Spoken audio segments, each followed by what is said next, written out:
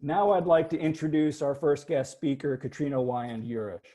Katrina has more than 25 years experience in human resources. For the past 10 years, she has been the Vice President of Human Resources for Plamondon Companies, the owner and operator of 13 hotels and 50 Roy Rogers restaurants. Katrina and her team have dedicated supporting more than 1,000 employees across all of those locations. She has a master's degree in strategic leadership and organizational development and a bachelor's degree in business administration and marketing, as well as a long list of industry certifications. I've gotten to know Katrina over the years and consider her a tremendous resource for all things HR. Before I hand it over to Katrina, I want to share that we are deeply saddened by the recent passing of Pete Plamondon Sr. He was a staunch supporter of underserved communities and believed strongly in the mission of United Way. In 2018, United Way of Frederick County honored him with the Red Feather Award, a rare distinction reserved for those who demonstrate a lifetime of philanthropic leadership. He made a tremendous impact on our community, and his legacy of generosity will live on through the culture of giving back that he and his family set for the Plamondon Company.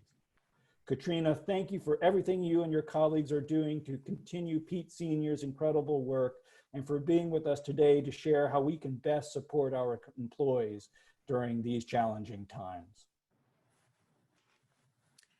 Thank you, Ken, for those kind words. Your description of Pete Sr. was really spot on, Ken. People say wonderful things about him, and they're all true. He had such integrity. He always acted the same inside the company and out, and I'm really proud to be part of that Plamondon team for many reasons. But one reason is the Plamondon family truly does talk the talk and walk the walk. Ken, recently you emailed me a photo, and it brought a tear to my eye because I want to share the background with you. In December, as you can see, well before social distancing, Ken walked into the Roy Rogers on Route 40, and he was surprised to see Pete Sr. and his sons, Pete and Jim, our co-presidents, and they were in the restaurant and they were giving out gift cards, thanking the staff. And the woman on the lower end there, that's our general manager of the Route 40, Roy Rogers, and she was there too. So Ken was so surprised to see them handing out these gift cards and wishing the staff happy holidays that he asked to take a selfie. So thank you. That was very special for you to share that with us. And now I'd like to acknowledge how we're going to support our employees during a crisis. Leaders have a lot to talk about these days: the pandemic and caregiving, social unrest, remote working, economic issues. Routines are really disrupted, and we have to know and follow all of these new and changing guidelines and regulations. While some of you have had a drop in business, others have seen a surge in the demand. And either way, it's likely to have affected your employees and how they do their job. So we can acknowledge that we've never seen this combination of circumstances before, while reassuring everyone that we're dedicated to working through it as a team. So now I'd like to cover some topics that really need to be taboo and continue to be taboo in the workplace. There's that old adage that we don't talk about sex, politics, and religion in the workplace. Well, in human resources, I'm here to tell you these topics do come up, and now more than ever. So it's important to keep the communication channels open with your staff and talk about how we support them when there's so much that's happening. Next, I'd like to tie my message into United Way's theme. The United in Recovery theme really resonated with me because it is a message of hope and support. And when we think about recovery, it's recovery from many things. Well, we talked about this at the start of the presentation, both individuals and the community. When we run our workplace campaign here at Plamondon, we appreciate that United Way focuses on health and education and financial stability of every person in Frederick County. And those are the areas that we need to address during our recovery. In order to make this happen within an organization, it can be achieved through a benefit that really cost us nothing, but so valuable. It's empathy. Now, before I go further with empathy, I want to take a moment and tell you a little bit about Plamondon companies. A brief overview. We're the owner-operator of the quick service restaurant chain, Roy Rogers Restaurants, and we have 50 restaurants in the brand throughout the Mid-Atlantic. So a shout out to all of our Royalists. The other division is Plamondon Hospitality Partners, and we are a Marriott and Hilton franchisee. We operate 13 hotels in 3 states. I've been the head of HR for about 10 years, and I'm responsible for translating our business strategies into the people strategies that touch over 1,000 of our employees. We have a mission statement that's here at the bottom of the screen. It's very short, but it's powerful. It's the values you respect. And I'm going to come back to that in a few minutes. Now, as you can imagine, with our 2 companies, restaurants and hotels, we were initially hit really hard by the pandemic. We stayed nimble though, and we focused on what we could do to make things better. We focused in the restaurants on our drive-through sales, how to become more efficient and faster for our guests. For the hotels, we looked at ways to tighten up expenses and keep our hotels operating in the markets that we serve, all while staying focused on the health and safety of our associates, our employees, and our guests. When we think about crisis control, I look at my policy manual and I think, wow, we have this big policy manual with information on crisis control and crisis communication. Yet you can have all the pages that you want, but none of them can prepare you for a health crisis and an economic downturn. When I thought about what I was going to say to you today, I didn't want to talk about the stress and the uncertainty that I felt. I didn't want you to know how stressed out I was. I didn't want you to know that I was awake in the middle of the night thinking about how am I going to tell some of our employees that they're being furloughed, worried about the health of many of our employees. But you know, the stories that you tell are the things that stay with people. Sadly, we have had employees that have lost family members due to COVID-19, and many of you probably could say the same. There's all types of grief. There's grief that we're experiencing from the loss of a loved one, and there's even grief of our daily routines lost. We as leaders have to try to nurture those relationships with our employees and use that empathy, even when nothing seems normal. So let's talk some more about empathy. We have a proud mix of diversity in our organization, and leadership again wanted to show their support as the racial tensions began to escalate. So we chose to speak to our employees through the lens of our mission, the values you respect. We pledged to stay focused on our mission, and we pledged to listen and support. So we keep our message very simple. And this is a time where everything just seems so fragile. Our health, the treatment of others, our finances. We often look to our workplace to be that constant. And employees are looking for support from us as leaders. Maybe it's support because they're caring for somebody, an elderly parent, or maybe it's support managing all of the world's issues that are on their shoulders. But leaders, you must be in tune to that. And so I want to remind you to continue to take care of your associates. We all need these gentle reminders. Offer your sincere thank you and make sure that you're taking care of your front lines.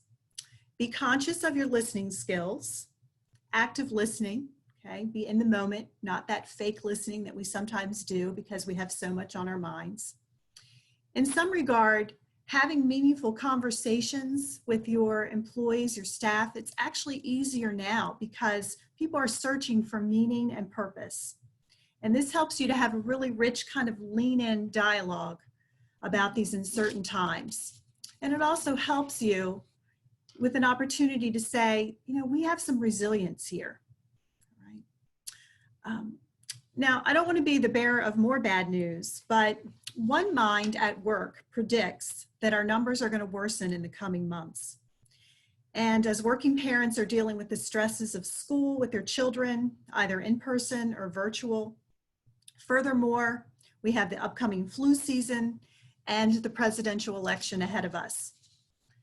Some leaders did a great job communicating as the pandemic first hit, but after adapting, at least as much as they could, this strange new normal, some of our leaders have kind of forgotten that we need to periodically keep checking in. So I want to give you that gentle reminder that even though we're getting fatigued from this, keep checking in with your employees. So let's look at some more mental health numbers. We need to keep an eye on this.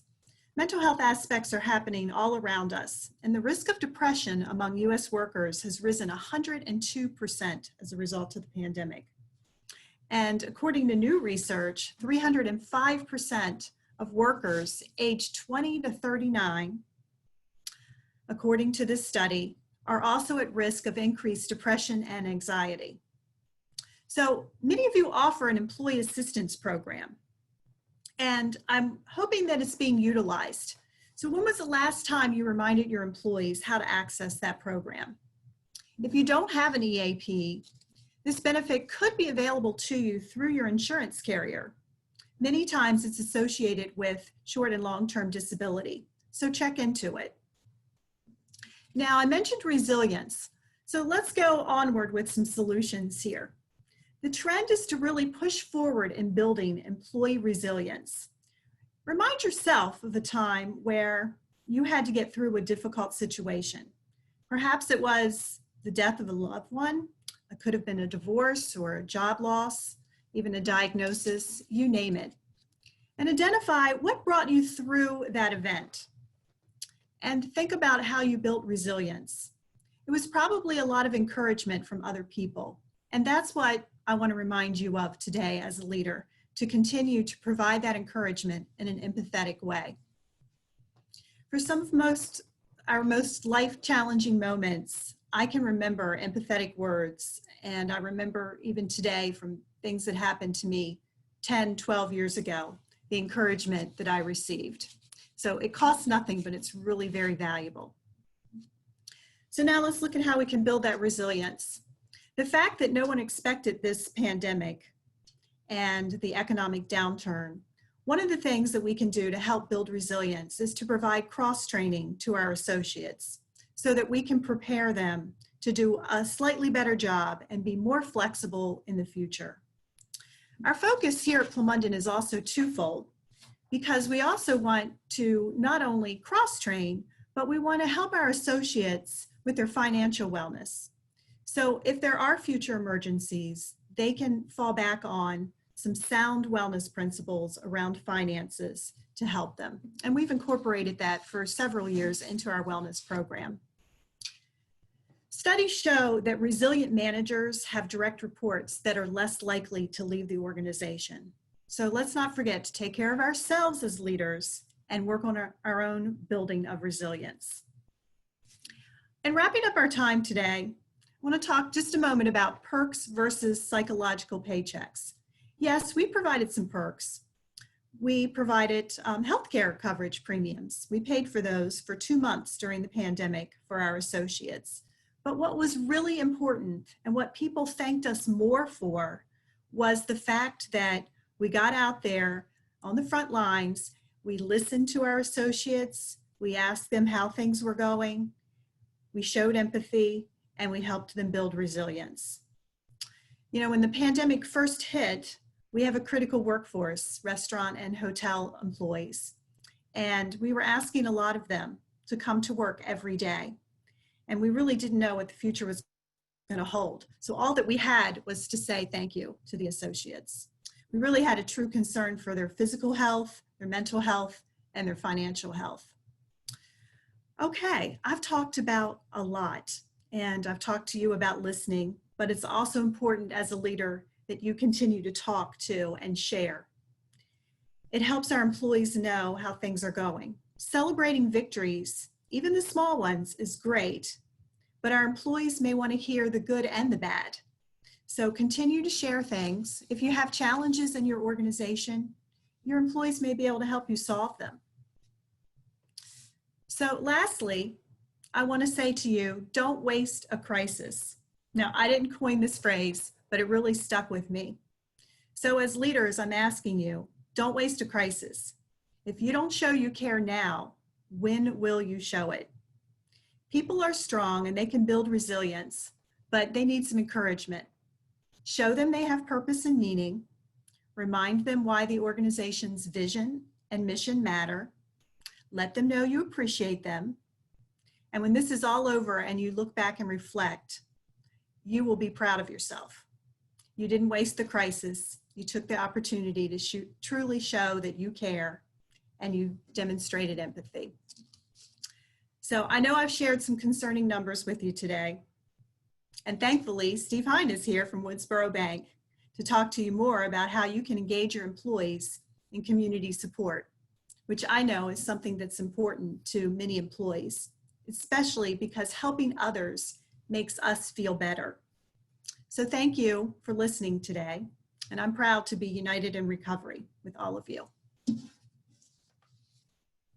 Thank you, Katrina. That was a terrific presentation with a number of important considerations for all of us who want to do all we can to support our employees. But I have a question for you. So we have heard time and time again over the last few months about this specific issue, and I'm curious about your opinion. For those who care about social and racial injustice and want to be supportive of their colleagues, but they're worried that they might say the wrong thing, what would you tell them? Well, Ken, that's a great question. It's actually a question that I have been asked here in our organization. I understand there could be some hesitation. People do hesitate in their heads, but it's good that they're asking that question because that means that they're following their heart. For those of us that are white, we just don't have the same experiences. So like any other topic that we talk about where we don't have personal experience, we want to make sure that we really listen more than we talk. It's okay to share that you care, but probably the most important point here is to share, but not offer how you think about fixing it. So just sharing that, again, we talked about that empathy, that you care, but not necessarily what you think the fix is. We really need to sort of educate ourselves on this type of topic first. There's a lot of unconscious bias training that's available. That's a good place to start. Actually, Microsoft has a free online course about unconscious bias that could really help with this type of question. And I think that Joyce could put that into the chat box for you. That could be a whole nother session, but I think those are my initial thoughts on that question. Thanks, Ken.